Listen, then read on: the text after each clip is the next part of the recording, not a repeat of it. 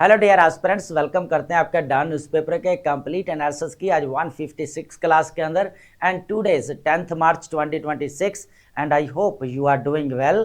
And as you know very well aspirants कि हम यहाँ पर डेली बेसिस के ऊपर current affair, Pakistan affair, IR और एसए के रिलेटेड जितने भी इंपॉर्टेंट ओपिनियन आर्टिकल्स हैं, एडिटोरियल आर्टिकल्स हैं या हमारे न्यूज़ आर्टिकल्स हैं, उनकी हम डिटेल्ड और एग्जाम ओरिएंटेड डिस्कशन भी करते हैं, उनका एनालिसिस भी करते हैं जो हमारे सीएसएस और पीएमएस एग्जाम के लिए काफ़ी इंपॉर्टेंट होते हैं। डियर एस्पिरेंट्स, जो हमारे डॉन न्यूज़पेपर का एनालिसिस रहने वाला है फॉर द होल ईयर रहेगा 2026।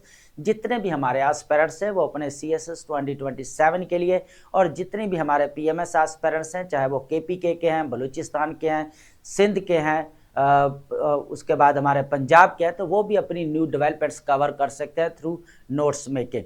अब क्वेश्चन ये आता है कि सर जी हम यहाँ पर नोट्स मेकिंग किस तरह करें। तो मैं अपने प्रीवियस लेक्चर्स में बता चुका हूँ कि नोट्स मेकिंग बेसिकली आपने किस तरह करनी है। थोड़ा सा अगर मैं बता दूँ यहाँ पर, तो आपने एक नोटबुक लेनी है, अपने टॉपिक को वहाँ पर सेग्रीगेट करके लिख लेना है, और जो भी हम डेली बेसिस के ऊपर इधर डिस्कशन कर रहे हैं, चाहे वो फैक्ट्स एंड फिगर्स हैं, चाहे पॉलिटिकल लीडरशिप की कोई इंपॉर्टेंट स्टेटमेंट्स हैं, चाहे हमारे पास कोई रूट कॉजेज आ जाती हैं किसी चीज़ की, फॉर एग्जांपल इकोनॉमिक क्राइसिस की, तो वो आप ऐड कर सकते हैं। उसके बाद रेमेडीज़ हैं, उसके बाद आपके सजेशंस है, तो बहुत सारी ऐसी चीज़ें होती हैं जो आप डेली बेसिस के ऊपर जो आपने टॉपिक लिखा हुआ होता है वो आप नीचे ऐड करते जाएंगे, और साथ साथ डेट आपने लाजमी डालनी है, ताकि जब आप चीज़ों को रिवाइज करने बैठे तो आपको पता होना चाहिए कि ये डेवलपमेंट इस डेट को हुई थी। एक और चीज़ मैं क्लियर करना चाहूँगा, ये 2026 ये बहुत इंपॉर्टेंट रहने वाला है। इसके अंदर बहुत सारी न्यू डेवलपमेंट्स पहले भी हो चुकी हैं और नेक्स्ट भी होते हुए हमें नज़र आ रही हैं, तो इनको डेली बेसिस के ऊपर आपने कवर करना है, नोट करना है, बहुत इंपॉर्टेंट है। इसके अलावा डियर एस्पिरेंट्स, बी पॉजिटिव होकर, बी ऑनेस्ट होकर वीडियो को लाइक, कमेंट एंड शेयर लाजमी किया करें। तो चलते हैं अपने लेक्चर की तरफ, लेकिन उससे पहले एक इंपॉर्टेंट स्टेटमेंट है बुद्धा की, इसको यहाँ पर डिस्कस करते हैं। डेली बेसिस के ऊपर हम एक स्टेटमेंट को लाजमी डिकोड करते हैं जो हमारे एसए के पेपर के पॉइंट ऑफ व्यू से काफ़ी इंपॉर्टेंट रहती हैं, उसके अलावा आपको इनकरेज करने के लिए भी होती है। अब यहाँ पर एसए का पेपर चाहे हमारे पीएमएस एग्जाम का हो, केपीके का है, बलूचिस्तान का है, सिंध का है, पंजाब का है, और इसके अलावा जो हमारे सीएसएस के एसए का पेपर है उसके लिए ये स्टेटमेंट्स काफ़ी इंपॉर्टेंट रहती है। तो चलते हैं अपने स्टेटमेंट की तरफ। बुद्धा यहाँ पर क्या कहते हैं, इस चीज़ को यहाँ पर अंडरस्टैंड करते हैं। वो कहते हैं कि बेटर देन 1000 हॉलो वर्ड्स, हजारों खोखले लफ्जों की बजाय क्या बेहतर है, is one word that brings peace, एक लफ्ज ही काफी है अमन लाने के लिए। फोकस क्या रहेगा हमारा, पीस के ऊपर रहेगा। अब इसको अंडरस्टैंड करने की कोशिश करते हैं। एग्जाम्पल लेते हैं, यहां पर पाकिस्तान और अफगानिस्तान के दरमियान में इश्यू चल रहा है, कॉन्फ्लिक्ट चल रहा है अभी। तो यहां पर पाकिस्तान की तरफ से कैरेट एंड स्टिक पॉलिसी को अपनाया गया। अब कैरेट पॉलिसी में क्या था बेसिकली, कि पाकिस्तान ने फुली कोशिश की कि मामला जो है वो डिप्लोमेटिक टॉक्स, निगोशिएशन से सॉल्व हो जाए। तो पाकिस्तान की तरफ से जो डिप्टी प्राइम मिनिस्टर हैं या फॉरेन मिनिस्टर इसाक डार साहब, उन्होंने भी 3 to 4 टाइम अफगानिस्तान का विजिट किया ताकि मामला को सॉर्ट आउट किया जा सके। उसके बाद फिर जो है कतर के अंदर भी हमें यहाँ पर जो है वो निगोशिएशंस होते हुए नजर आए, पाकिस्तान और यहाँ पर अफगानिस्तान के दरमियान में। टर्की के अंदर 3 टाइम यहाँ पर निगोशिएशंस हुए और टर्की ने अपना इंपॉर्टेंट रोल प्ले किया कि मामला यहाँ पर सॉर्ट आउट किया जाए अफगानिस्तान और पाकिस्तान के दरमियान में। अब मामला कहाँ पे आता है कि पाकिस्तान ने तो कैरेट पॉलिसी रही कि चाहा कि डिप्लोमेटिक रिलेशंस हो, हमारे निगोशिएशंस के जरिए बात को सॉर्ट आउट किया जाए। लेकिन मसला क्या पर आ रहा है कि जब भी यहाँ पर टेबल टॉक होती है, जब यहाँ पर निगोशिएशंस होते हैं, तो अफगान तालिबान गवर्नमेंट की तरफ से जो है ना वो ये प्रोमिसेस भी किए जाते हैं और बातें भी की जाती हैं कि हम इसके ऊपर कंट्रोल करेंगे, लेकिन वो वादों की हद तक, क्या है, वादों की हद तक मीन्स 1000 होलो वर्ड्स, इसके अलावा कुछ भी नजर नहीं आता। ठीक है, पास्ट में बहुत सारे मामलात हो चुके, ठीक है। लेकिन अभी जो कंटेम्प्रेरी सिनेरियो चल रहा है, जिस तरह वर्ल्ड ऑर्डर चेंज होता हुआ नजर आ रहा है, जिस तरह ग्लोबल साउथ के अंदर जो है हमें कंपटीशन बढ़ते हुए नजर आ रहा है, तो पाकिस्तान ने अपनी कैरेट पॉलिसी को अपनाया कि भाई मामलात को डिप्लोमेटिक जो है वे से जो है सॉर्ट आउट किया जाए। अब उधर से जो है क्या नजर आता था, यहां पर खोखले वादे कि जी करते हैं, जी हो जाएगा, लेकिन वो हुआ नहीं, और उसका जो है वो कह ले के रिजल्ट्स, उसके रेपरकशंस आज आपके सामने ही हैं। 48 आवर्स वार जो है पहले हमें अक्टूबर के अंदर देखने को मिली थी 2025 के अंदर, और अभी जो है यहाँ पर फिर पाकिस्तान और जो है अफगानिस्तान के दरमियान में वॉर जो है देखने को मिल रही है, कॉन्फ्लिक्ट देखने को मिल रहा है, और पाकिस्तान की तरफ से जो है फिर रिटेलिएशन में जो है यहाँ पर ऑपरेशन जो है वो स्टार्ट किया गया। तो यहां पर पाकिस्तान की जो अभी पॉलिसी है वो कोरेसिव पॉलिसी है, लेकिन पाकिस्तान की कैरेट पॉलिसी थी। पाकिस्तान ने फुली जो है यहां पर जोर लगाया कि बात जो है डिप्लोमेटिक वे से जो है सॉर्ट आउट हो जाए। अब दूसरी बात करते हैं यहां पर ईरान और इजराइल और यूएसए। एक तरफ तो आपके निगोशिएशंस चल रहे, टॉक्स चल रही हैं, और दूसरी तरफ जो है यहां पर वॉर के लिए जो है प्रेपरेशन कर रहा था इजराइल। तो ये चीज है, अब अंडरस्टैंड करने की कोशिश करके 1000 हॉलो वर्ड्स, वही चीज हमें निगोशिएशन जो जनेवा के अंदर टॉक्स हो रही थी वही चीजें देखने में। इसका मतलब वो सारे खोखले वादे थे, झूठे वादे थे। अगर पीस लाना होता ना तो एक कह ले के एक राउंड भी इनफ होता है टॉक्स या निगोशिएशंस, लेकिन यहां पर तो 3-3 हुए, लेकिन फिर भी वो पीस नहीं आया। तो यहां पर एक ही बात की जा रही है कि पीस लाने के लिए कम्युनिकेशन होना बहुत ज़्यादा इंपॉर्टेंट है। जो यहाँ पर अभी एस्केलेशन है उसको डी एस्केलेट करना पड़ेगा, डिप्लोमेटिक निगोशिएशंस होने चाहिए, टॉक्स होनी चाहिए, देन ही जो है यहाँ पर पीस इंश्योर करवाया जा सकता है। ठीक है, तो अब चलते हैं हमारे लेक्चर की तरफ। दोस्तों आज हमारे पास काफ़ी इंपॉर्टेंट ओपिनियन आर्टिकल्स भी रहने वाले हैं, और एडिटोरियल आर्टिकल्स भी हैं, और एक हमारे पास न्यूज़ आर्टिकल्स भी है, इसको डिस्कस करते हैं। सबसे पहले यहाँ पर डिस्कस करते हैं ओपिनियन आर्टिकल। हमारे पास क्या है, oil shock, Pakistan economic vulnerabilities to external shocks. इसको यहाँ पर डिस्कस करेंगे। आपको पता है कि पूरे खित्ते के अंदर रीजनल लेवल के ऊपर, ग्लोबल लेवल के ऊपर हमें global oil supply chain disturb होते हुए भी नजर आ रही है, उनकी प्राइसेस में भी यहाँ पर जो है वो काफ़ी जो है बढ़ती हुई नजर आ रही है। लेकिन यहाँ पर पाकिस्तान की जो इकोनॉमिक का वल्नरेबिलिटी, इसको डिस्कस करने वाले, क्योंकि पाकिस्तान की इकोनॉमी पहले भी अगर देखा जाए तो थोड़ा अंडर प्रेशर में, ठीक है, तो ये भी चीज़ है, क्योंकि इकोनॉमी जो है बड़ी मुश्किल से अभी स्टेबलाइजेशन की तरफ गई है, ग्रोथ की तरफ तो नहीं जा सके, लेकिन यह है कि स्टेबलाइजेशन की तरफ गई। तो वो भी इसलिए गई कि आपको भी पता है कि IMF से जो है यहाँ पर प्रोग्राम ले रहे हैं हम, 25th प्रोग्राम, ठीक है, $7 बिलियन का, तो ये भी चल रहा है, तो ये भी चीज़ है। तो लेकिन अब क्या हुआ कि जो ईरान, USA और इजराइल के दरमियान में वॉर है, इसकी वजह से आपको पता है कि पूरा स्टेट ऑफ हॉर्मुज जो है यहाँ पर क्लोज कर दी गई है, जिसकी वजह से जो अरेबियन सी वाला पूरा जो पाकिस्तान की ट्रेड होती है, तो वो यहाँ पर एक कह ले के इंस्टेबिलिटी का पूरा शिकार हुई पड़ी है। तो ये इसका जो पाकिस्तान के ऊपर नेगेटिव रेपरकशन बहुत ज़्यादा देखने को मिल रहे हैं, इस चीज़ को यहाँ पर देखेंगे। अब ऑयल अगर प्राइसेस बढ़ेंगी तो फिर यहाँ पर इन्फ्लेशन भी आएगी, आपकी पॉवर्टी भी बढ़ेगी, सारी चीज़ें होंगी, तो इसी चीज़ को यहाँ पर डिस्कस करेंगे। सेकंड हमारे पास है स्पिल ओवर फ्रॉम ईरान। अब ईरान से जो हमें असरात फैलते हुए नजर आ रहे हैं, तो देखा जाए तो broadening regional instability, multi faceted challenges, यहाँ पर मल्टी फैसेटेड जो चैलेंजेस की बात की जा रही है ना, इन केस ऑफ पाकिस्तान की जा रही है। यहाँ पर तो ऑयल की बात कर रहे थे, लेकिन यहाँ पर जो है मल्टी फेरियस, आप सोशल भी कह सकते हैं, इकोनॉमिक भी कह सकते हैं यहाँ पर, ठीक है, उसके बाद सिक्योरिटी चैलेंजेस भी आप कह सकते हैं यहाँ पर, तो ये भी डिस्कस करेंगे। थर्ड नंबर पर हमारे पास क्या है, national priorities, a nation divided when unity is Paramount. क्या कहा जा रहा है, बेसिकली नेशन डिवाइड हुई पड़ी है, जबकि जरूरत क्या है, यहाँ पर यूनिटी की जरूरत है। बेसिकली बात यह की जा रही कि जो पाकिस्तान के इंटरनल चैलेंजेस है वो बहुत ज्यादा इंपॉर्टेंट है कि उनको सॉल्व किया जाए।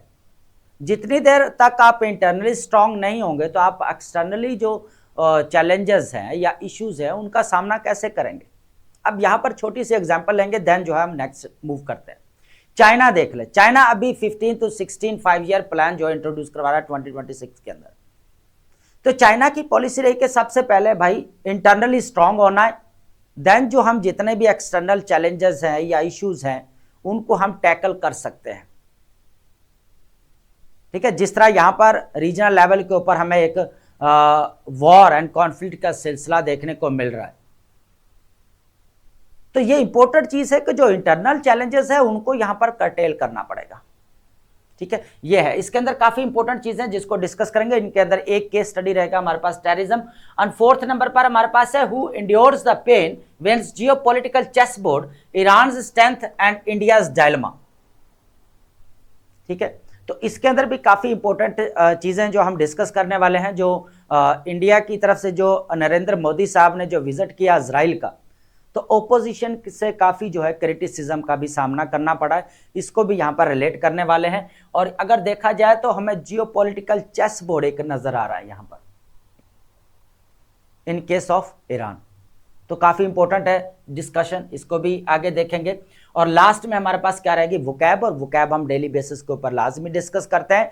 और वोकैब हम सिनोनिम्स और एंटोनिम्स के पॉइंट ऑफ व्यू से नहीं डिस्कस कर रहे हैं, हम बेसिकली यहाँ पर जो हमारे राइटिंग प्रैक्टिस है या राइटिंग स्किल के अंदर बेसिकली हम इसको यूज करने की कोशिश कर रहे हैं।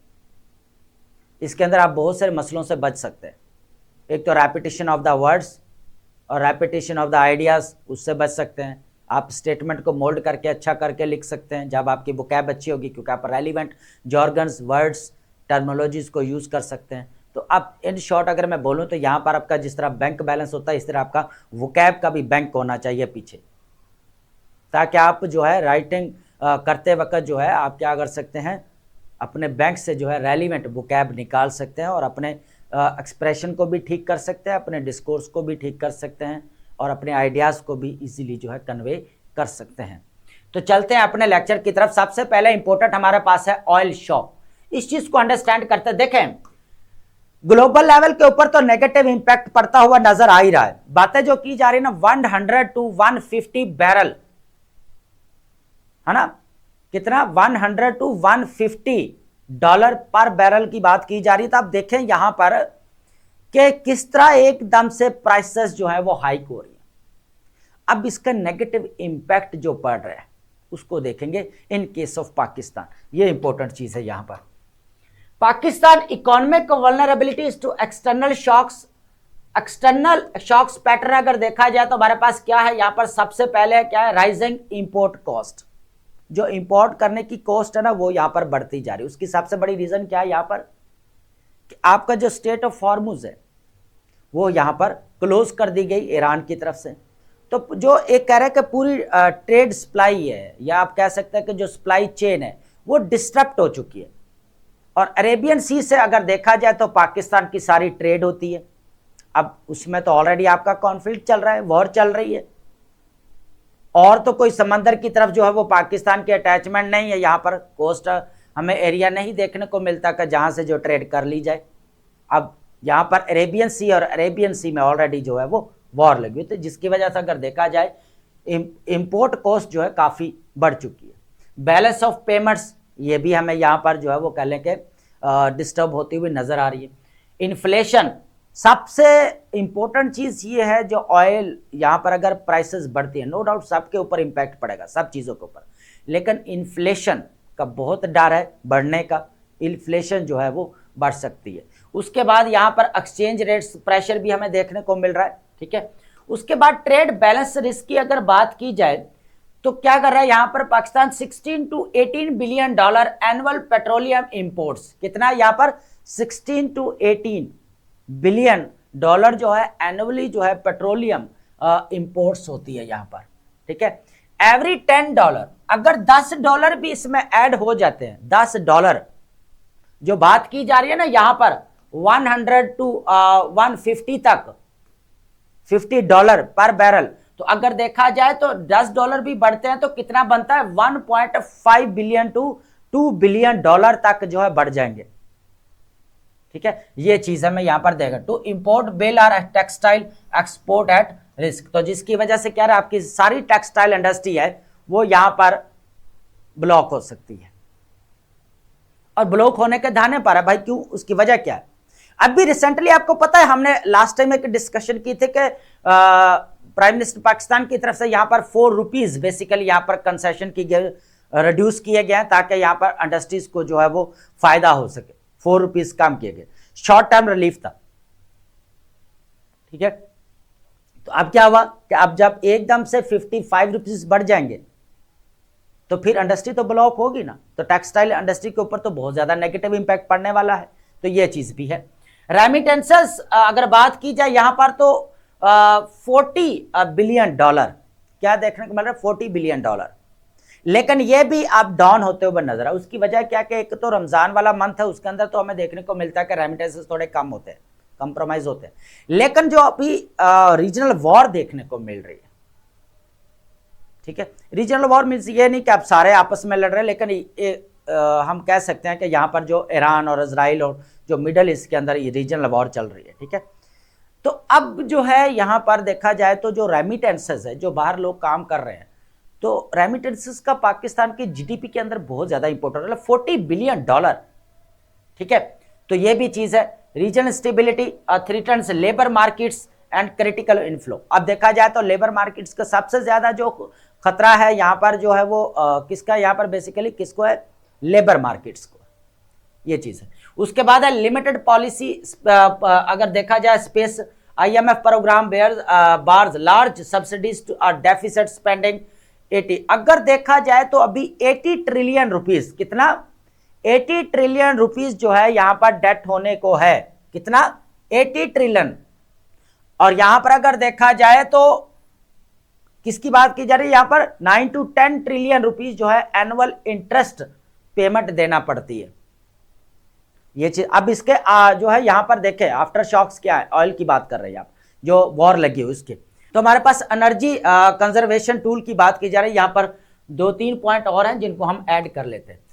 अब यहां पर जो स्टेप्स लिए गए वो ये चीज बात की जा रही है। देखिए सबसे पहले तो क्या यहां पर है कि जो हमें घर से बैठकर जो काम करना पड़ेगा, ठीक है, घर बैठकर काम करें, ठीक है, कुछ अच्छा ही किया है कि ये है कि स्कूल्स वगैरह ऑफ किए हैं, ऑनलाइन क्लासेस वगैरह सारी चीज़ें, ऑस्टेरिटी भी हमें यहाँ पर मेजर्स भी जो है वो लेते हुए नजर आई गवर्नमेंट। तो ये एक अच्छी चीज़ है कि अभी जो टाइम आ चुका है तो यहाँ पर जो है ये चीज़ें देखना ज़रूरी है, तो जितना हो सके ऑयल को यहाँ पर बचाया जाए, क्योंकि ऑयल के ऊपर ही आपकी सारी चीज़ें बेस कर रही हैं।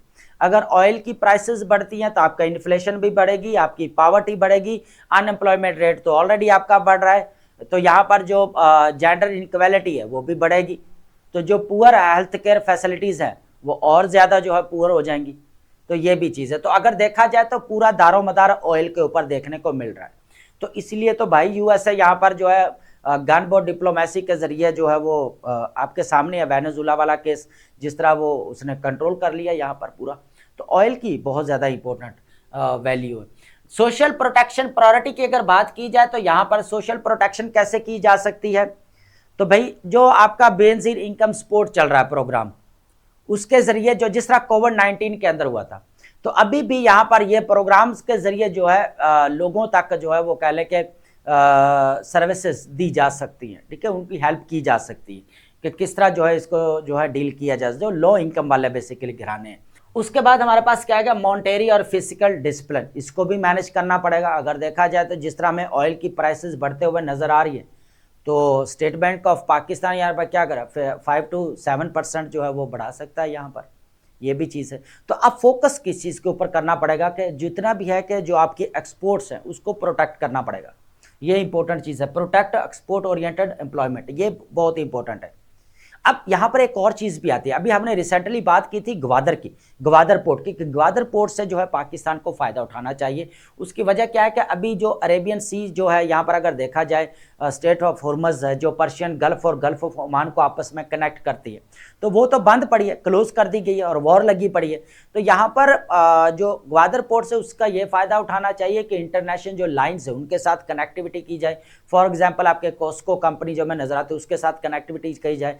अगर रीजनल लेवल के ऊपर सबसे ज़्यादा अगर चार्जेस देखे जाए तो ग्वादर पोर्ट के ज़्यादा, तो उसको यहाँ पर लीनियंट किया जाना चाहिए। टैक्स के अंदर थोड़ा सा यहाँ पर काम करना पड़ेगा एफबीआर को, ठीक है। तो ये इस तरह जो है यहाँ पर इस मैटर को जो है यहाँ पर सॉल्व किया जा सकता है। लेकिन अभी जो ऑयल के शॉक्स हैं वो बहुत ज़्यादा स्वेयर है, ये पहले भी हम बात कर चुके हैं। तो अगर देखा जाए तो हमारे पास जो है ना, एक तो हमें जितना हो सकेगा यहाँ पर ऑयल को सेव करना पड़ेगा।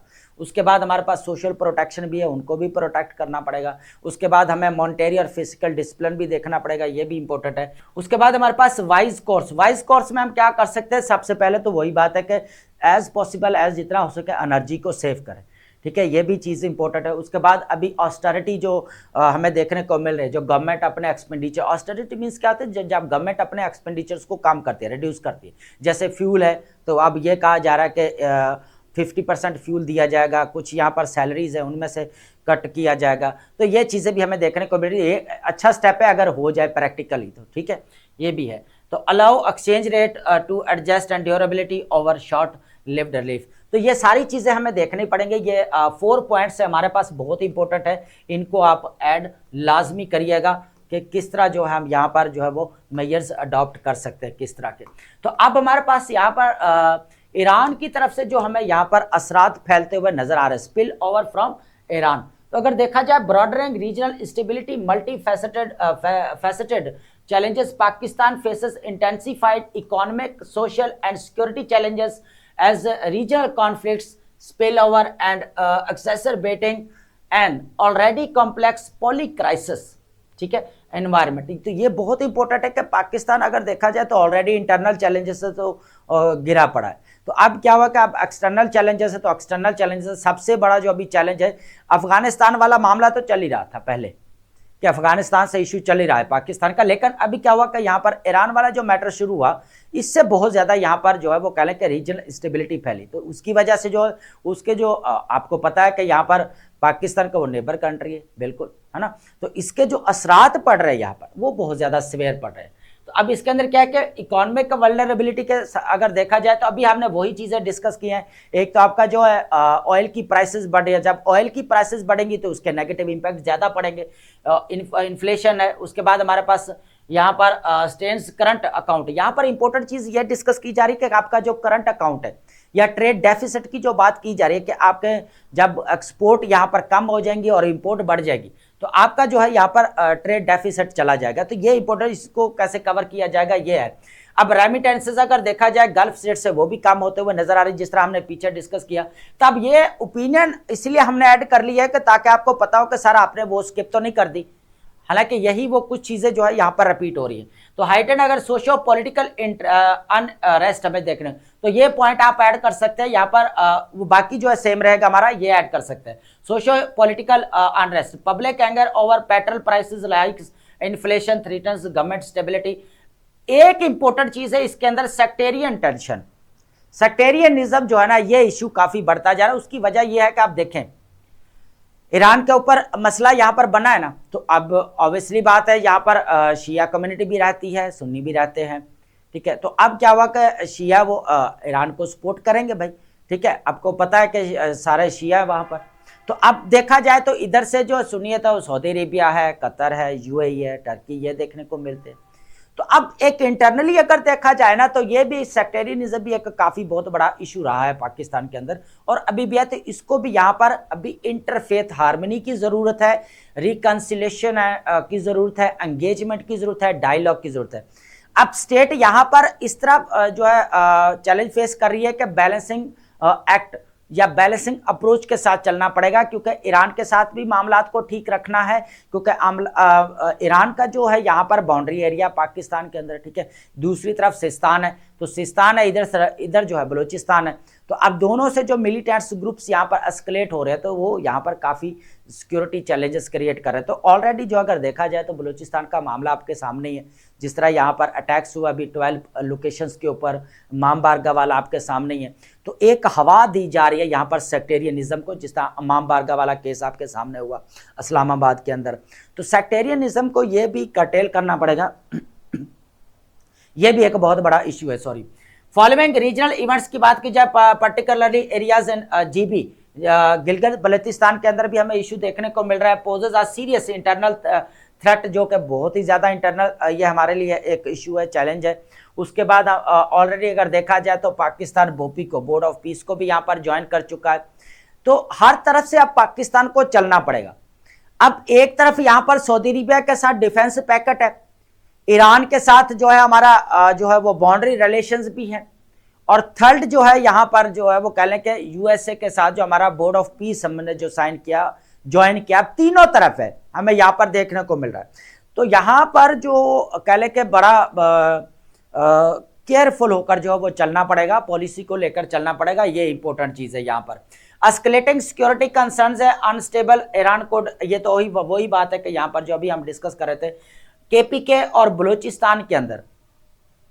अब केपीके के अंदर देखा जाए तो यहाँ से जो है वो अफगानिस्तान की तरफ से जो हमें देखने को मिल रहा है सारा इशू एस्केलेट किया जा रहा है, जो भी टेररिस्ट एक्टिविटीज हैं, जिसकी वजह से दोनों के दरमियान में यहाँ पर कॉन्फ्लिक्ट भी देखने को मिल रहा है। अब बलूचिस्तान और सिस्तान, ईरान वाला एरिया, अब ये दोनों जो है यहाँ पर जो यहाँ पर मिलिटेंट्स ग्रुप्स हैं या जो भी ग्रुप्स यहाँ पर बनते हुए या सेपरेटिस्ट मूवमेंट भी आप कह सकते हैं, तो ये अब ईरान को भी यहाँ पर बहुत बड़ा चैलेंज है और पाकिस्तान के लिए भी बहुत बड़ा चैलेंज है। ठीक है, उधर से ईरान को कुर्दिश से तो है ही है चैलेंज, लेकिन उनको यहाँ पर जो है वो सिस्तान से भी है, बलूच जितने भी हमें यहाँ पर नजर आ रहा है बलूचिस्तान के अंदर जो रह रहे हैं, यहाँ पर सेपरेटिस्ट मूवमेंट है, तो जो तो उनसे उनको भी खतरा है और पाकिस्तान को भी है, तो दोनों को यहाँ पर इक्वली हमें चैलेंज देखने को मिल रहा है। तो यहाँ पर जो है वो कह लें कि पाकिस्तान को बड़ा जो है वो केयरफुल होकर रहना पड़ेगा और पॉलिसी को लेकर चलना पड़ेगा, ये चीज़ भी है। अब बात करेंगे यहाँ पर नेशनल प्रायोरिटीज की बात करेंगे कि क्या होनी चाहिए। इसका ओवरव्यू मैं दे देता हूँ, बाकी वही चीजें रिपीट होंगी। यहाँ पर a nation divided when unity is Paramount, ये आप स्टेटमेंट जो है आप लाजमी करिएगा कि नेशन जो है यहाँ पर डिवाइड हो चुकी है, socio economic and political polarisation हमें देखने को मिल रही है। ठीक है, अब यहाँ पर देखें कि अब ये वो वक्त है जब जरूरत है कि तमाम लोग जो है कह लें कि इकट्ठे हों, एक पेज के ऊपर आए। अब एक तो यहाँ पर हमें प्रोविंसेस वाला इशू तो देखने को मिल ही रहा है। ठीक है, 4 प्रोविंसेस के अंदर कह लें कि यहाँ पर हर गवर्नमेंट है, हर जो है पॉलिटिकल पार्टी अपना जो है वो गवर्नमेंट को रन कर रही है। तो एक तो कुछ तो अगर सेंटर के ऊपर अगर आए तो इनके दरमियान में एक लैक ऑफ कह लें कि ट्रूथ एंड रिकंसिलिएशन भी आप कह सकते हैं, एक पेज के ऊपर भी हमें आते हुए नजर नहीं आते। ठीक है, तो ये भी एक काफ़ी इंपॉर्टेंट डिबेट बन जाती है कि इंटरनल इश्यूज में। ठीक है, तो अगर सबसे बड़ा अगर इशू अभी देखा जाए ना, जो भी complex politic crisis environment internal politics की अगर बात की जाए हमारे पास, तो डिवीजन हमें देखने को मिले, इंटरनल पॉलिटिकल डिवीजन, जो आप ये भी कह सकते हैं जो पॉलिटिकल इंस्टेबिलिटी या पॉलिटिकल पोलराइजेशन, ये इंपॉर्टेंट चीज है यहाँ पर देखने को मिल रही है। और अगर देखा जाए तो ऊपर से जो है हमें यहाँ पर टेररिज्म बहुत ज्यादा बढ़ते हुए नजर आ रही है। तो जितनी देर तक आपके इंटरनल इश्यूज रहेंगे तो आप एक्सटर्नल इश्यूज का कैसे सामना करना करेंगे, ये इंपॉर्टेंट चीज है यहाँ पर।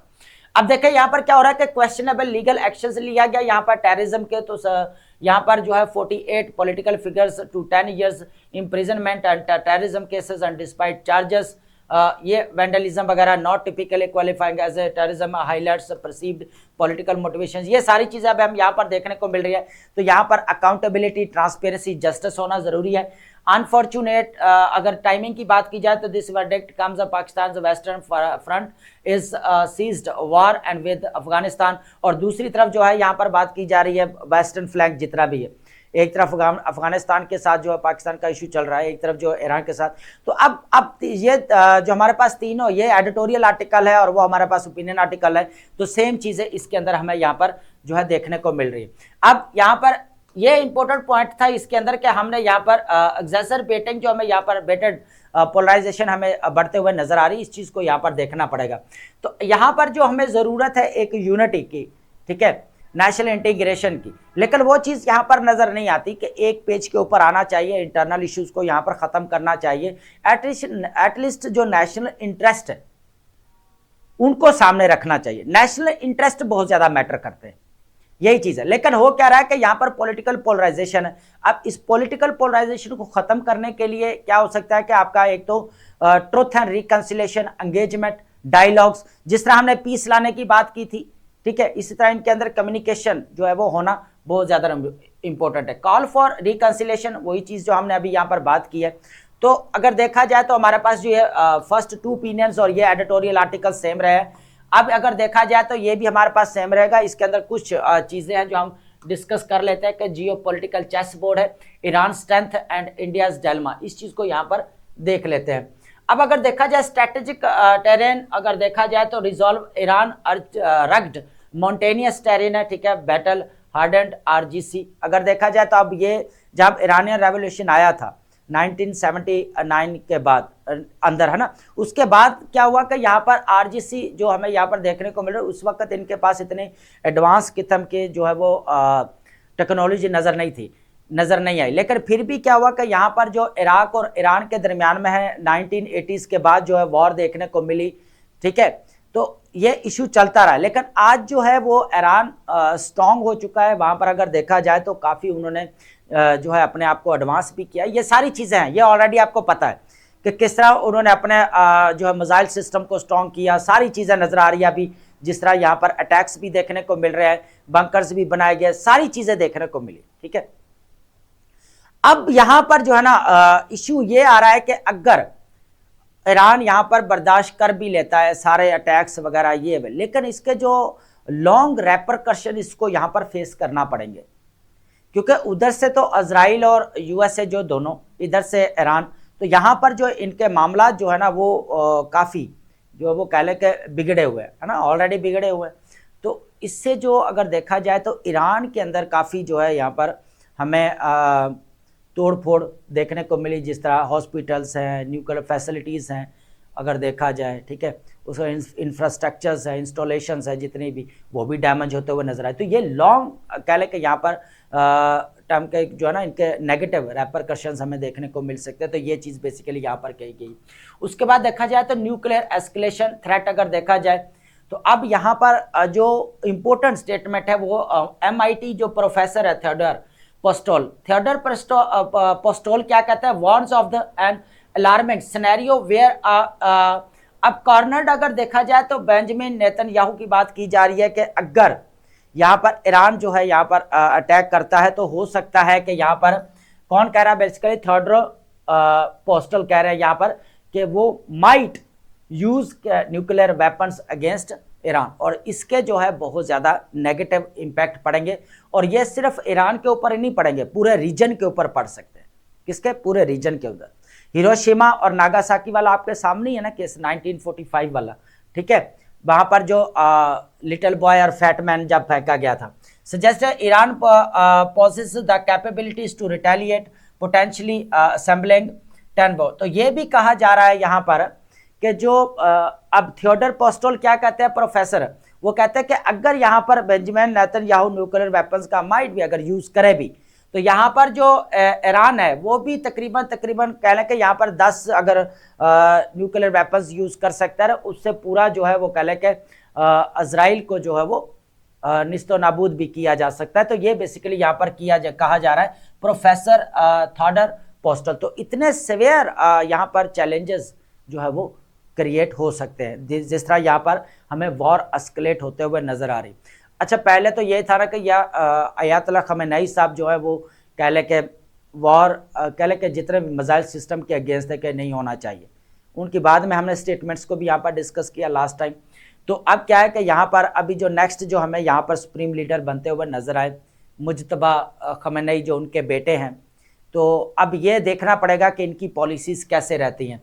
ऑल्टरिंग ग्लोबल आर्किटेक्चर की अगर बात की जाए तो अगर ये चीज़ें यहाँ पर देखने को मिलती हैं कि अगर ईरान जो है अगर सारी पेन बर्दाश्त भी करता है और सारी चीज़ें, तो पूरा हमें एक ग्लोबल जो आर्किटेक्चर है, ग्लोबल पावर आर्किटेक्चर, वो पूरा यहाँ पर चेंज होता हुआ नज़र आएगा। तो ये भी चीज़ है, this survival would validate the empower movement like. अब ये ब्रिक्स यहाँ पर, अब ब्रिक्स को जो यहाँ पर इम्पावर लास्ट टाइम किया गया, जिस तरह ब्रिक्स को लेकर हर तरफ जो है यहाँ पर हमें डिस्कशन डिबेट देखने को मिल रही थी, जिस तरह डीडोलाइजेशन के एक हमें यहाँ पर वेव उठते हुए नजर आई। उसके बाद मल्टी पोलर सिस्टम को यहाँ पर स्ट्रेंथन करने की बात की गई, रीजनलाइजेशन की बात की गई, ठीक है। अब ये चीज़ें, लेकिन अब यहाँ पर ब्रिक्स के अंदर जो एक और मेन कंट्री इंडिया, तो अब यहाँ पर ये जो इंडिया हमें यहाँ पर एकदम से स्टेप बैक करते हुए नजर आया, और उसने क्या क्या 48 आवर्स बिफोर जो है नरेंद्र मोदी साहब ने इजराइल का भी विजिट किया, जिसकी वजह से उनको यहाँ पर क्रिटिसिज्म का भी सामना करना पड़ रहा है ओपोजिशन की तरफ से।